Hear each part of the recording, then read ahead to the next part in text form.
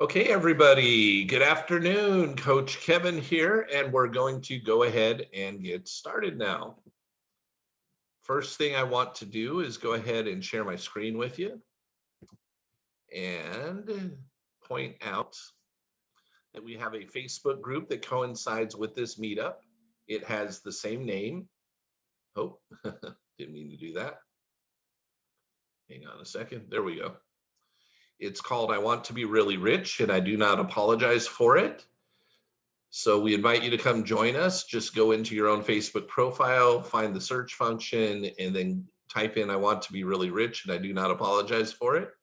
And you can find us that way. The other way you can find us is to go directly to facebook.com/groups/ I want to be really rich. Okay. Excuse me. Next thing I want to point out is what we are in the process of going through right now. We are going through a book called The Science of Getting Rich. We are currently on page 23 of this book. Let me show you really quickly how to get yourself a copy of it. I'm going to go back to where we got it. So I own this book on Kindle. I also own it as Audible, as an audiobook. So I've got both the written word and the written word and audiobook. And I also, though, found a free copy that we're using. Why are we using the free copy? Because you guys can go get the free copy and follow along. I typed in the Science of Getting Rich PDF. One of the things that popped up, one of the very first ones at the top was the Science of Getting Rich The Secret, www.thesecret.tv. So I just typed, or excuse me, I clicked on this one, and here's where it brought me to. There we go. The Science of Getting Rich, Wallace D. Wattles. And this is actually Rhonda Byrne's website. Who is Rhonda Byrne? And we are on the first principle. So 17, I know we're on like page 21 or something. Let's see, what page were we on? I got a little bit sidetracked. I apologize. On what page we're actually on. Reasoning back from the file. Okay. We should go just a little further, I think. Here we go. Increasing life. This is where we need to be. I'm going to blow this up a little bit for us and get started. I don't think we have anybody that's joining us today. I'm going to look really quick, hop out of screen share for just a moment, see if there's anybody with us right now that's never been with us before. No, everybody's been with us before. So I'm just going to hop in and get going. You guys know the drill at this point. Okay. Increasing life. You must get rid of the last vestige of the old idea that there is a deity whose will it is that you should be poor, or whose purposes may be served by keeping you in poverty. I'll make this a little bigger one more time. Okay. There we go.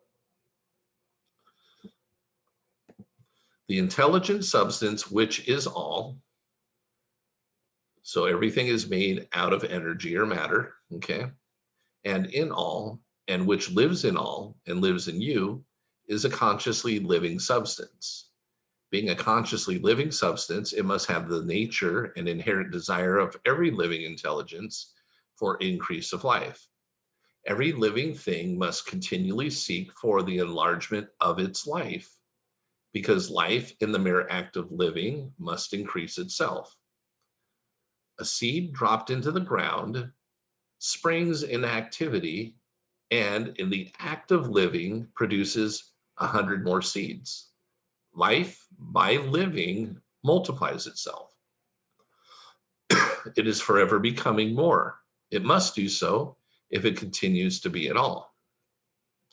Intelligence is under the same necessity for continuous increase. Every thought we think makes it necessary for us to think another thought. Consciousness is continually expanding, Every fact we learn leads us to the learning of another fact.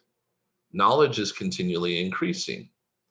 Every talent we cultivate brings to the mind the desire to cultivate another.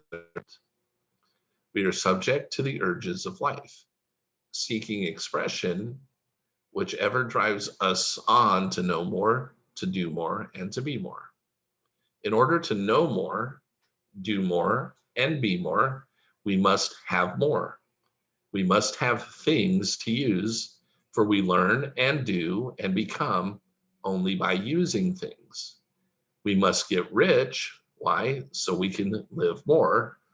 We must get rich. Why? So we can buy these things so that we can be more, do more, and have more.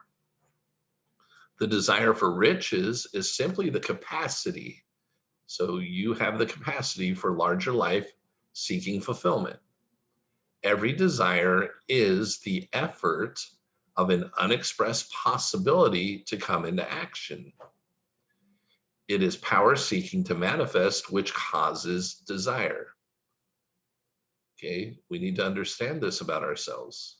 It is power seeking to manifest which causes our desire.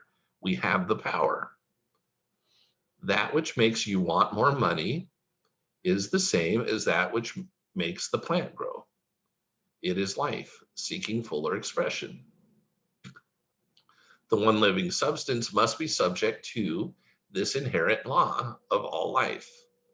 It is permeated with the desire to live more. That is why it is under the necessity of creating things.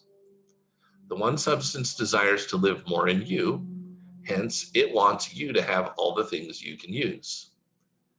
It is the desire of God that you should get rich.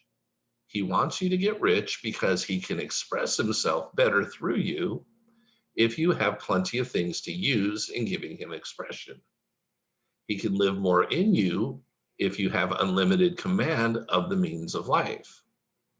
The universe desires you to have everything you want to have. Nature is friendly to your plans. Everything is naturally for you. Make up your mind that this is true.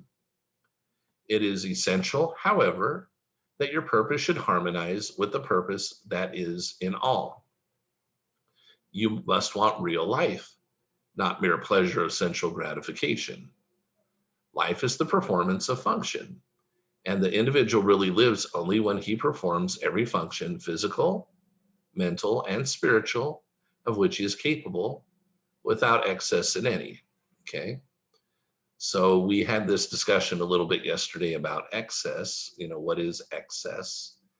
Well, you know what? Let's um, different people, let's pretend, okay, that would drink alcohol, for instance. I'm not saying you should or you should not at this point, okay? I don't do it. I have done it before in my life when I was much younger and found that what it does for me is not good for me, okay? Um, but what is excess? Excess is when we lose control. That's what excess is. So when we do something to excess, we kind of lose our ability, we lose our will, we lose our ability to make decisions. We lose our ability to stay in control. Now, that's a different control than God. God controls the universe, but in control of ourselves, okay?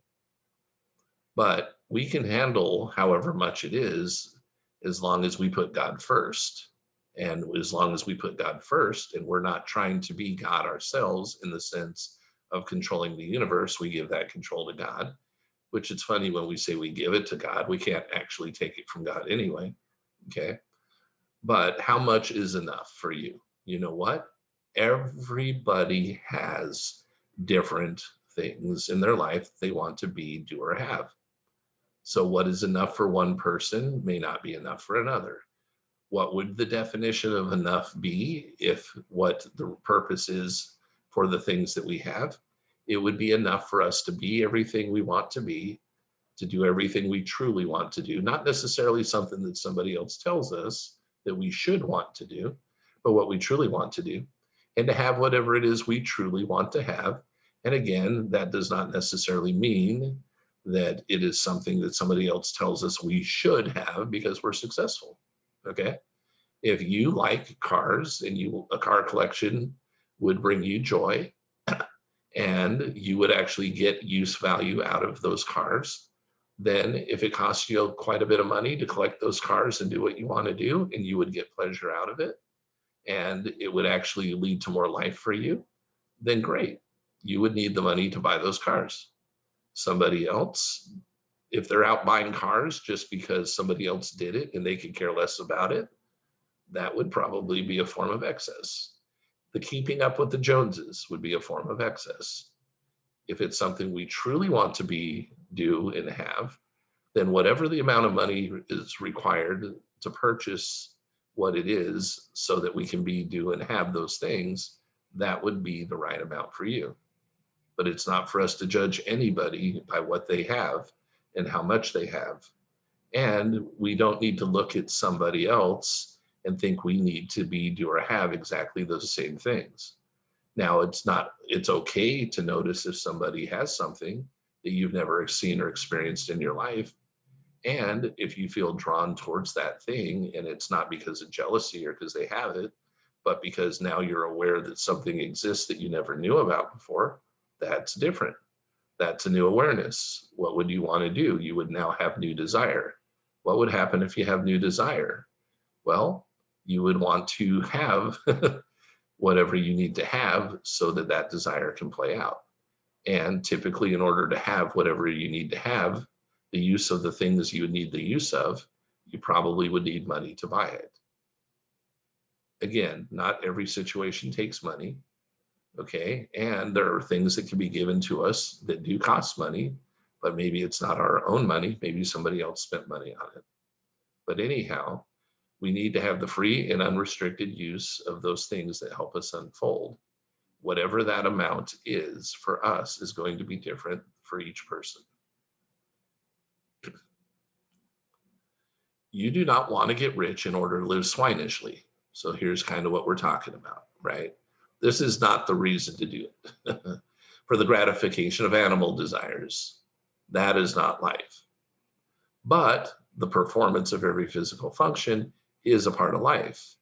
And no one lives completely who denies the impulses of the body a normal and healthful expression.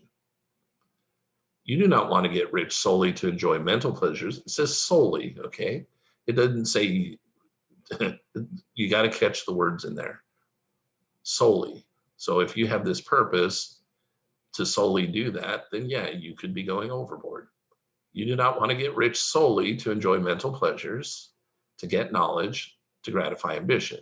Remember though, again, to outshine others, to be famous. You wouldn't want to do it solely for any of those purposes. All these are a legitimate part of life, but the man who lives for the pleasure of the intellect alone will only have a partial life. It will never be satisfied with his lot.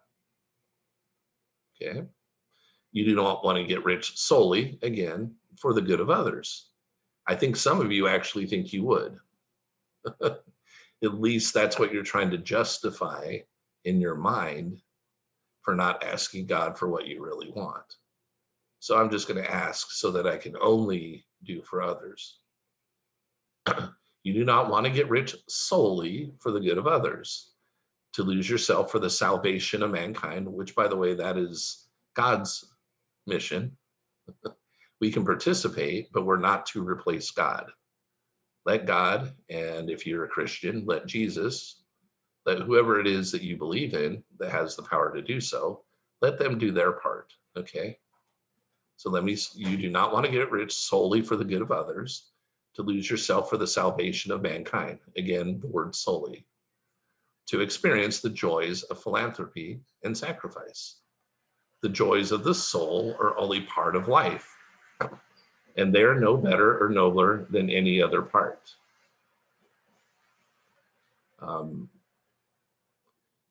You want to get rich in order that you may eat, drink, and be merry when it is time to do these things. Okay? There are times when this is appropriate. Even Jesus showed that there were times when this was appropriate when he turned water into wine. You want to get rich in order that you may eat, drink, and be merry when it is time to do these things, in order that you may surround yourself with beautiful things, see distant lands, feed your mind, and develop your intellect, in order that you may love men and women, of course, love people, and do kind things, and be able to play a good part in helping the world find truth. But remember that extreme altruism is no better and no nobler than extreme selfishness. Both are mistakes. Get rid of the idea that God wants you to sacrifice yourself for others and that you can secure his favor by doing so. God requires nothing of the kind. What he wants is that you should make the most of yourself, for yourself and for others, so that you can set an example. And you can help others more by making the most of yourself than in any other way. You can make the most of yourself only by getting rich. And why is that the case? Because you need to be rich again to purchase things that are necessary for your fullest development, right? In body, mind, and soul. So it is right and praiseworthy that you should give your first and best thought to the work of acquiring wealth, again, for that purpose of development, not for strictly the purpose of accumulation of stuff. Whatever stuff you accumulate should be because you are actually gaining something from that accumulation and it helps you unfold. And yes, some of it can be for pleasure. We just don't overdo that, right? And how much is enough? Guess what? That is between you and God. So don't judge anybody else by what they have, how much they have. Just be sure that you get right with God.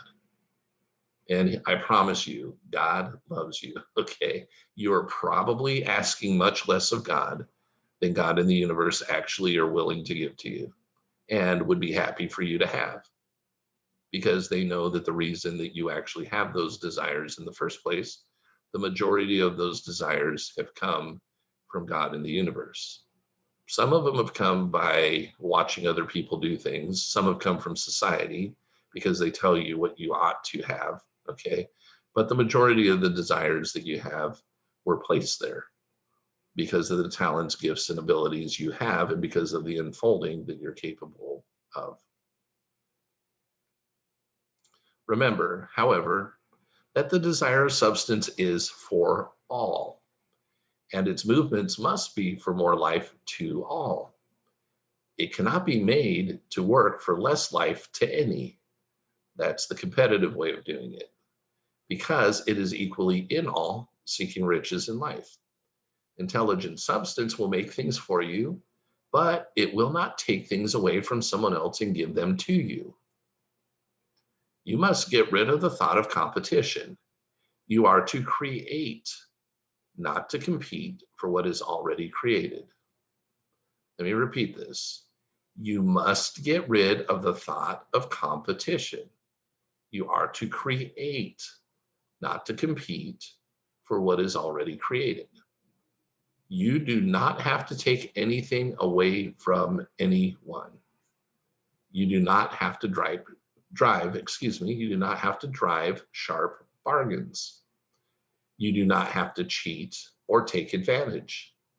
You do not need to let any man work for you for less than he or she earns.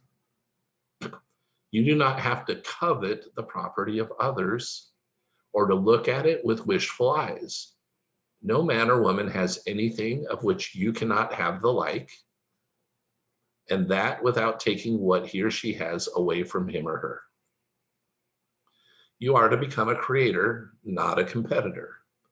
You're going to get what you want, but in such a way that when you do get it, every other man or woman will have more than he or she has now.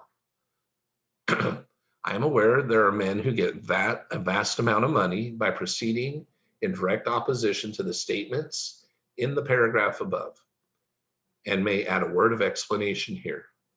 Men of the plutocratic type who become very rich do so sometimes purely by their extraordinary ability on the plane of competition. And sometimes they unconsciously relate themselves to substance in its great purposes and movements for the general racial upbuilding through industrial evolution. Rockefeller, Carnegie, Morgan, et al. Have been the unconscious agents of the supreme in the necessary work of systematizing and organizing productive industry. And in the end, their work will contribute immensely toward increased life for all. Their day is nearly over. They have organized production and will soon be succeeded by the agents of the multitude who will organize the machinery of distribution. The multimillionaires are like the monster reptiles of the prehistoric eras. They play a necessary part in the evolutionary process, but the same power which produced them will dispose of them. And it is well to bear in mind that they have never been really rich. A record of the private lives of most of this class will show that they've really been the most abject and wretched of the poor. Why is that? Riches secured on the competitive plane are never satisfactory and permanent. Let me repeat that. Riches secured on the competitive plane are never satisfactory and permanent. They are yours today and another's tomorrow. Remember, you are to become rich in a scientific and certain way. You must rise entirely out of the competitive thought. You must never think for a moment that the supply is limited. Just as soon as you begin to think that all the money is being cornered and controlled by the bankers and others, and that you must exert yourself to get laws passed to stop this process, and so on, in that moment, you drop into the competitive mind, and your power to cause creation is gone for the time being. And what is worse, you will probably arrest the creative movements you have already instituted. No, there are countless millions of dollars worth of gold in the mountains of the earth, not yet brought to light. And know that if there were not, more would be created from thinking substance to supply your needs. Know that the money you need will come, even if it is necessary for 1,000 men to be led to the discovery of new gold mines tomorrow. Never look at the visible supply. Look always at the limitless riches in formless substance, and know that they are coming to you as fast as you can receive and use them. Nobody, by cornering the visible supply, can prevent you from getting what is yours. So never allow yourself to think for an instant that all the best building spots will be taken before you get ready to build your house, unless you hurry. Let me repeat that. So never allow yourself to think for an instant that all the best building spots will be taken before you get ready to build your house, unless you hurry. Never worry about the trusts and combines and get anxious for fear they will soon come to own the whole earth. Never get afraid that you will lose what you want because some other person beats you to it. That cannot possibly happen. You are not seeking anything that is possessed by anybody else. You are causing what you want to be created from formless substance, and the supply is without limits. Stick to the formulated statement. There is a thinking stuff from which all things are made, and which, in its original state, permeates, penetrates, and fills the inner spaces of the universe. A thought in this substance produces the thing that is imaged by the thought. Man can form things in his thought, and by impressing his thought upon formless substance, can cause the thing he thinks about to be created. Now I'm going to keep going. How riches come to you. When I say you do not have to drive sharp bargains, I do not mean that you do not have to drive any bargains at all, or that you're above the necessity for having any dealings with your fellow men. I mean that you will not to deal with them unfairly. You do not have to get something for nothing, but can give to every man more than you take from him. You cannot give every man more in cash market value than you take from him, but you can give him more in use value than the cash value of the thing you take from him. The paper, ink, and other material in this book may not be worth the money you pay for it. But if the ideas suggested by it, excuse me, bring you thousands of dollars, you've not been wronged by those who sold it to you. They have given you a great use value for a small cash value.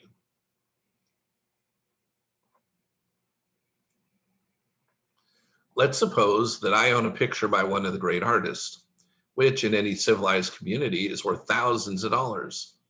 I take it to Bath and Ray, and by salesmanship, induce an Eskimo to give a bundle of furs worth $500 for it.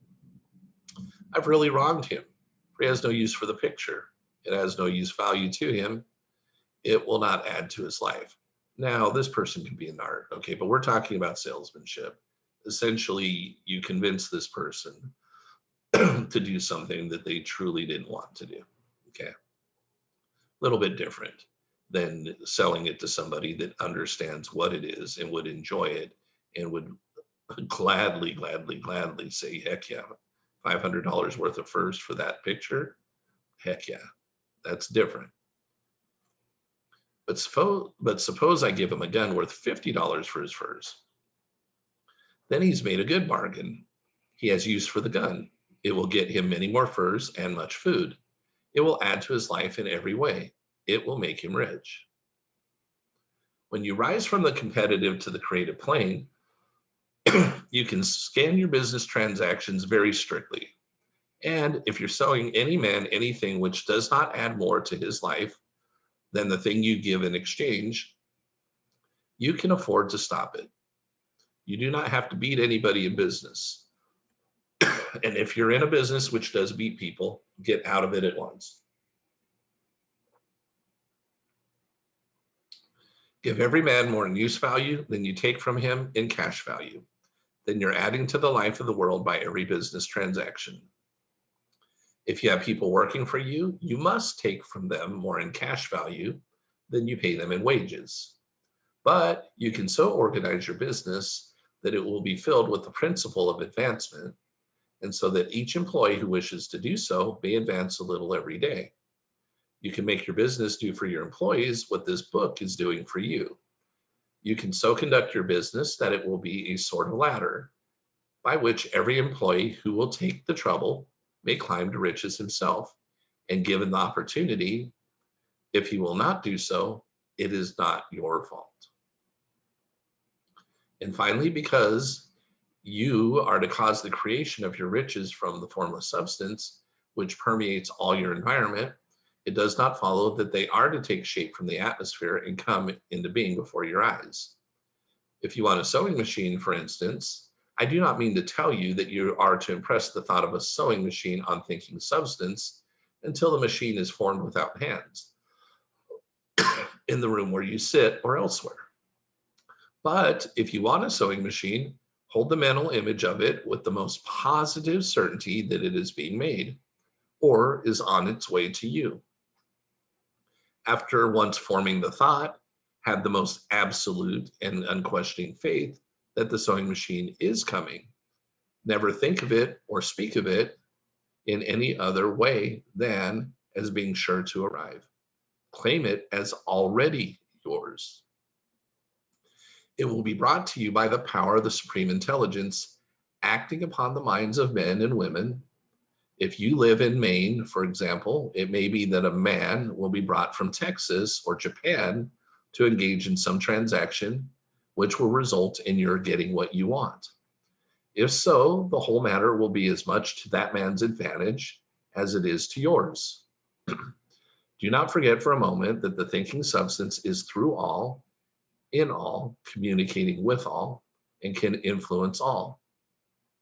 The desire of thinking substance for fuller life and better living has caused the creation of all the sewing machines already made, and it can cause the creation of millions more, and will, whenever men set it in motion by desire and faith and by acting in a certain way. You can certainly have a sewing machine in your house, and it is just as certain that you can have any other thing or things which you want. and which you will use for the advancement of your own life and the lives of others. You need not hesitate about asking largely. It is your Father's pleasure to give you the kingdom, said Jesus. Let me repeat that. You need not hesitate about asking largely. It is your Father's pleasure to give you the kingdom, said Jesus. Original substance wants to live all that is possible in you and wants you to have all that you can or will use for the living of the most abundant life. If you fix upon your consciousness the fact that the desire you feel for the possession of riches is one with the desire of omnipotence for more complete expression, your faith becomes invincible. In other words, you know that what you want is what God also wants for you. So you can trust that that is what he's going to bring to you if you allow it. Once I saw a little boy sitting at a piano and vainly trying to bring harmony out of the keys. And I saw that he was grieved and provoked by his inability to play real music. I asked him the cause of his vexation, and he answered, I can feel the music in me, but I can't make my hands go right. The music in him was the urge of original substance, containing all the possibilities of all life. All that there is of music was seeking expression through the child. God, the one substance, is trying to live and do and enjoy things through humanity. He is saying, I want hands to build wonderful structures, to play divine harmonies, to paint glorious pictures. I want feet to run my errands, eyes to see my beauties, tongues to tell mighty truths, and to sing marvelous songs, and so on. All that there is a possibility seeking expression through men. God wants those who can play music to have pianos and every other instrument, and to have the means to cultivate their talents to the fullest. He wants those who can appreciate beauty to be able to surround themselves with beautiful things. He wants those who can discern truth to have every opportunity to travel and observe. He wants those who can appreciate dress to be beautifully clothed, and those who can appreciate good food to be luxuriously fed. He wants all these things because it is himself that enjoys and appreciates them. It is God who wants to play and sing and enjoy beauty and proclaim truth and wear fine clothes and eat good food. It is God that worketh in you to will and to do, said Paul.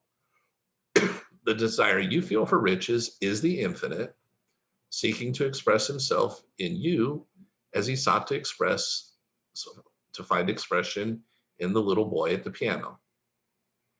So you need not hesitate to ask largely. Your part is to focalize and express the desire to God. This is a difficult point with most people. They retain something of the old idea that poverty and self-sacrifice are pleasing to God. They look upon poverty as part of the plan, a necessity of nature. They have the idea that God has finished his work and made all that he can make, and that the majority of men must stay poor because there's not enough to go around. They hold to so much of this erroneous thought that they feel ashamed to ask for wealth. They do not try to want more than a very modest competence, just enough to make them fairly comfortable. I recall now the case of one student who was told that he must get in mind a clear picture of the things he desired, so that the creative thought of them might impress on formless substance. He was a very poor man, living in a rented house and having only what he earned from day to day. And he could not grasp the fact that all wealth was his. So after thinking the matter over, he decided that he might reasonably ask for a new rug for the floor of his best room and an anthracite coal stove to heat the house during the cold weather. Following the instructions given in this book, he obtained these things in a few months. And then it dawned upon him that he had not asked enough. He went through the house in which he lived and planned all the improvements he would like to make in it. He mentally added a bay window here and a room there until, It was complete in his mind as his ideal home. And then he planned its furnishings. Holding the whole picture in his mind, this is, I forget who asked the other day, it might have been Sunshine, about rooms, or whatnot. But basically, he built this thing a piece at a time in his mind. And then as it got built, he was able to put more of it into his mind and live it in his mind. Holding the whole picture in his mind, he began living in the certain way and moving toward what he wanted. And he owns the house now and is rebuilding it after the form of his mental image. And now, with still larger faith, he is going on to get greater things. It has been unto him according to his faith, and it is so with you and with us, all of us. Okay. Gratitude. That's going to be awesome when we talk about that. Okie dokie. Who do we have here? We got a few people. Awesome, awesome, awesome. And everybody's been with us before. So you know the drill. Now's the time to share what you'd like to share and or ask the questions you would like to ask. This is your time.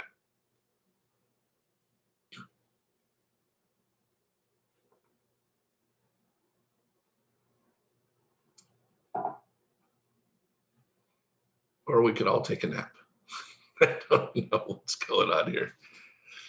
I was just saying, well, hi, Kevin. Hi. I was just thinking today that there's a friend of mine. She's what's called Stephen's Ministry. She is like a counseling that I've had to participate in for my own benefits through church ministries. But I have to just kind of put up some kind of the barriers or some boundaries, because when I come to my group sessions here with you, Kevin, I like to be on fire and I like to get that positive vibrations. And when I mention anything about the type of car that I'm dreaming about, and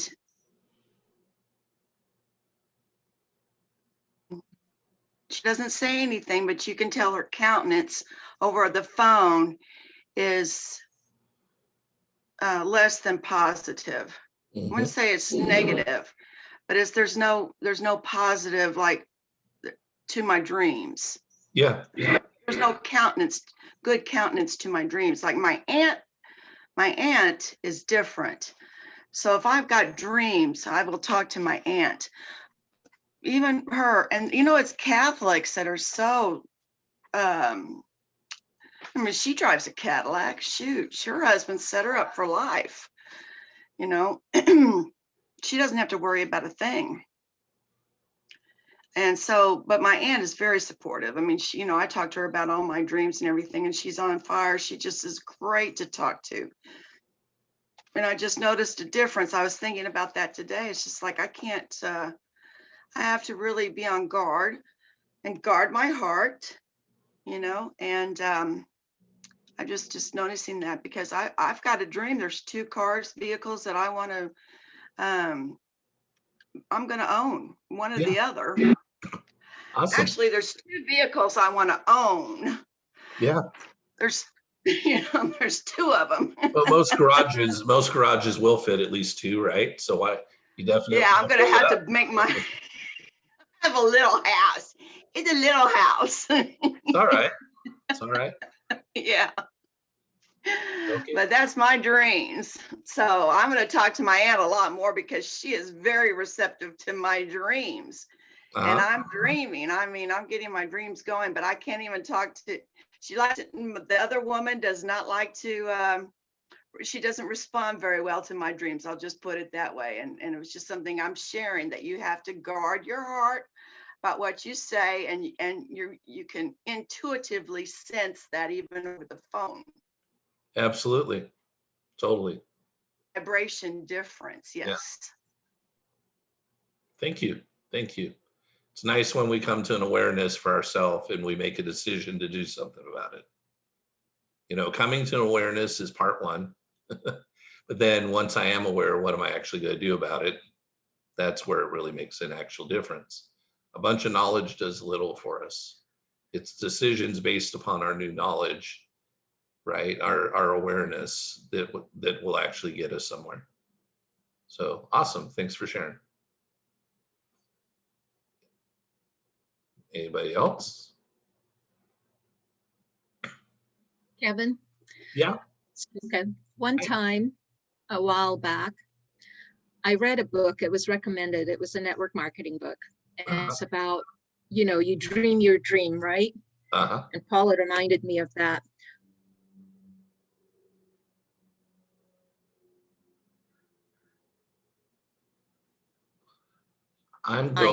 You kind of disappeared for me. I'm going to take myself off video so I get a little better bandwidth so I can hear you guys a little bit better. Okay. There we go. Okay. We So were, you got a book, a network marketing book. It was talking about dreams, and that's where I lost you.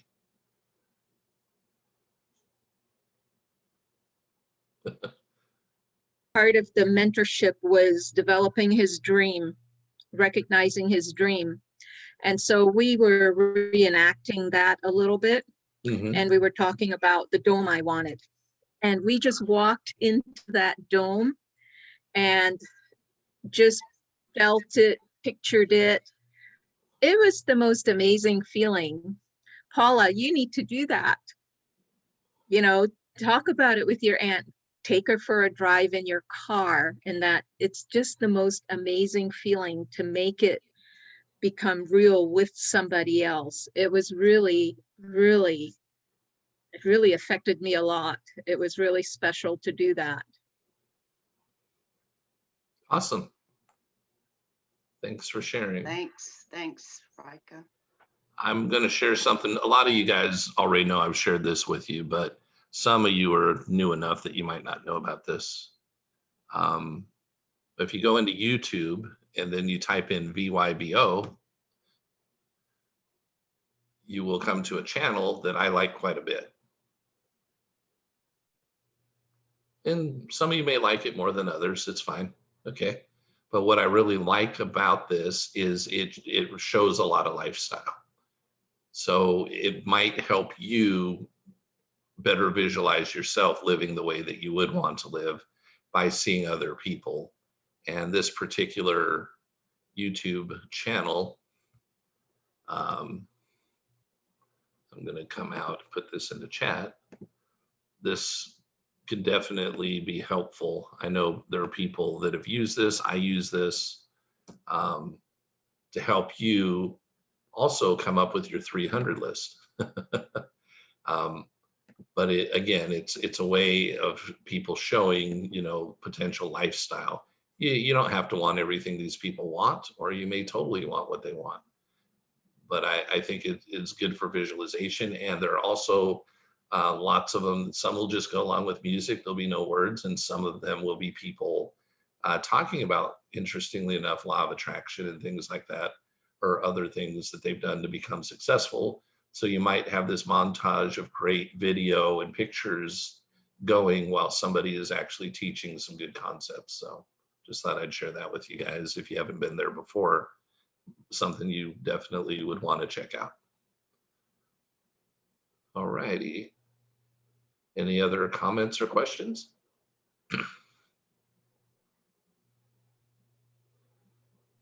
Yeah, Kevin. Hi, this is Hi. Yadira. Hi, Yes, everybody. I just this is my first session on the I've been missing in action, but I typically have been going to the 10 o'clock previously, but this is my first session of your 12 o'clock. Yeah, welcome. Thank you. I see it's kind of the same people. I recognize some of the names anyways from the previous sessions. But I just wanted to make a comment. I didn't hear all the reading because I was in another meeting, but I heard some of it as I had my earpiece on. I was trying to multitask. The parts that what book are you reading, by the way? Science of Getting Rich. Okay, so that's a part that you read about, being worried about wanting something and being afraid that you won't be able to get it. Like for instance, I know that currently live in a townhouse. I was in a house before, but because of my divorce, I'm now in a townhouse. But I like my townhouse and it's beautiful and all, but I really don't want to be in a townhouse. My ultimate, plan is to move back into a house, but I don't want any house. I want a house with a view to the city.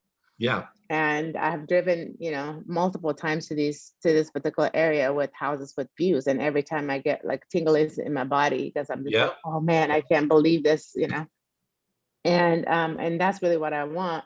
But like it's really when I've driven past it each time, I try to look for signs of sales and stuff, and I hardly ever see any on sale. And I'm like, oh, what if I can't get, I know there's a part where it Yeah. says, what if you can't get a land that, that you, when you want to build something, there's no more land available? Or I'm like, what if I want to buy the house and I'm ready and I can't find a house because nobody's selling, and I really want a house with a view like this. So in this particular area. But I need to, this story helped me today because it just helped me realize that, what, I don't need to worry about it because when Nope. it's meant to be, it will be, it will happen. Absolutely. And, and it will be a house there for me, it will be somehow miraculously it will be there and when I'm Absolutely. ready. So Totally. That's Yeah. why, we've got to get used to not listening to what people tell us in relationship to lack and difficulty. Oh, it's so hard to get a mortgage. Well, maybe you need a mortgage, maybe you don't. Who cares? It's, oh, it's hard. Nothing's available for sale. Oh, people never sell their whatever. Oh, just forget all that stuff. You decide what you want. Let God work it out. That's what's cool about it. Even talking about the sewing machine, it's like, hey, it may be somebody completely out of your place. You live here and this person lives in a totally different state or maybe even a totally different country. We just don't know how God's going to line it up. And he understands that we don't know that.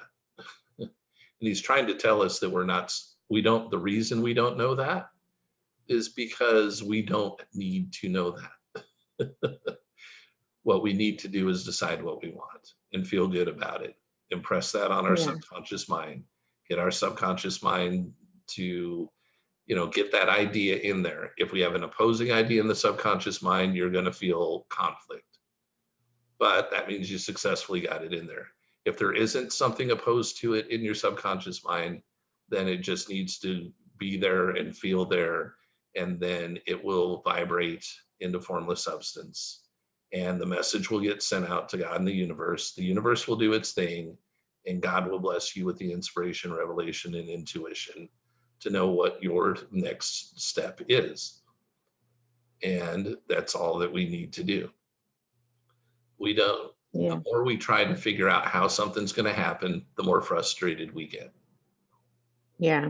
Thank you. Yeah. I mean, I just, I knew this already, but, sometimes you forget and you just, this is why we're here so that we can get these reminders that, you just no need to worry about this or that, because as long as you have the inspiration and you have the desire and the belief that this is what you're looking to do, then it will happen. You don't need to worry about the how exactly, because I mean, so that was one thing that I was, a little bit kind of wondering, how am I ever going to get a house up there? And then, the other thing that I wanted to do also alongside that is buy a rental property, because I actually have one now, and my townhouse that I'm living in was the second one that I had. But now I'm living in that one and renting the other one out. But I would like to expand a little bit more in my portfolio and get a little bit more. But then I was like, well, how am I going to do that? Houses are so expensive right now. When I bought these, this was 7 years ago when, it was much cheaper, and now they're so expensive and impossible, and, and it's so competitive to get any and blah, blah, blah. But I just need to stop that as well. Today's reading just kind of helped me remind me again, like, you know what, you have the desire. Lord already seen you've done it already before, and you were successful at it, and you still have your property. So he knows you want to do it again, and he also knows that you want to move into a house with a view. So you just need to keep dreaming and Totally. and not worry about the worries of what if Now, nobody sells, or right. what if this, or what if that? So Yeah. See, someone in my position thinking about real estate would be a lot different because of my experience with real estate. But sometimes even my own experience with something can get in my way if I'm trying to only use what I know. But my experience with real estate, I know so many different ways that you could go about acquiring a property that it doesn't even bother me when somebody tells me something about real estate. Because I'm like, oh, you don't understand what goes on out there, particularly on the investor side of the world, and how much money there actually is available to do what you want to do when you're dealing with real estate. When you've got something that is a good deal for somebody, the money will be there. If you're talking about investing, and if you're talking about just purchasing a home for yourself, there are so many. I bet you if we ask the group here, somebody on here has probably been seller financed before, or if this group is a little bit bigger.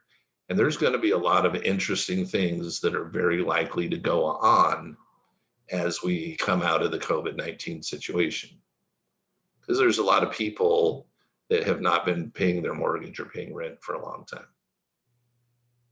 And that is going to create some big time turmoil. And I don't know that the government's prepared to deal with it.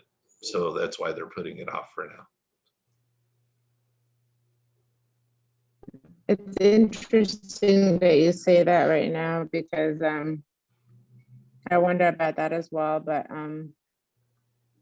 at the same time, I'm really shocked at how many people that I know that have put their houses on markets as sellers. In fact, I was just talking to one of my colleagues today, work colleague, and he's moving to Canada because he's getting married. But he just listed his house, and it was gone the same weekend, like literally with bidders. That's, yeah. 7 different bidders for it. So it's so competitive. Like it's people are buying, like it's basically a seller's market, right? And so it's kind of like, wow, so people are just buying these things so expensively. So then, what happens, like you said, in a year or two from now, when we discover that people can't stay in their homes, and we're going to get a flood of houses again. Uh-huh. And those people that are paying high ends right now, higher prices now, are probably going to regret it.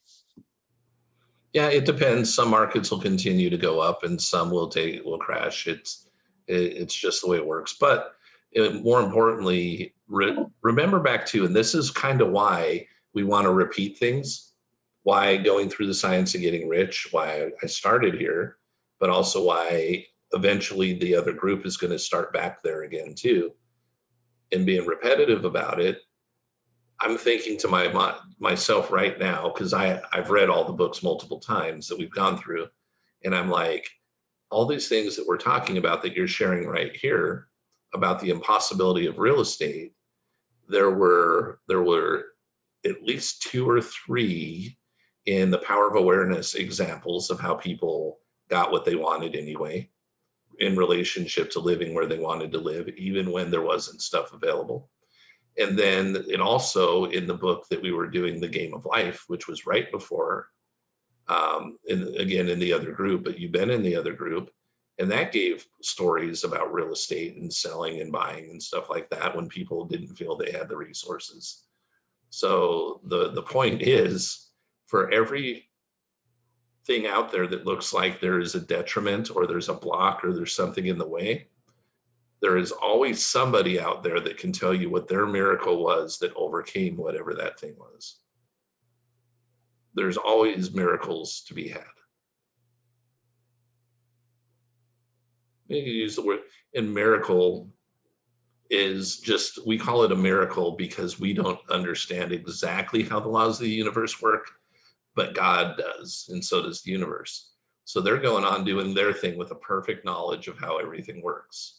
We're having, our only purpose for us is to decide to use the agency we've been given to decide what we want, and to use our willpower once we make a decision to stick with that decision, and to go through the process of strengthening what we want until it develops into a stronger and stronger faith, and then eventually a belief, and then the subconscious mind accepts it, And then, okay, great. Now we're out of our own way. Our vibration is correct.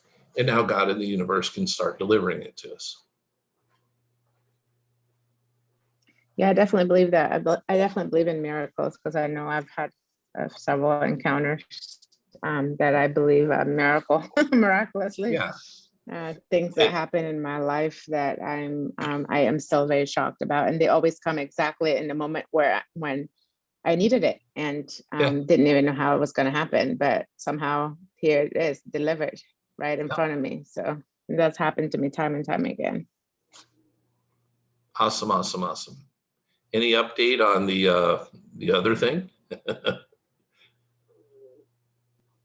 You mean with my guy? Yeah, I mean, you don't have to if you don't want Yeah, to. he's still very crazy about me. He did buy me the ring. Cool.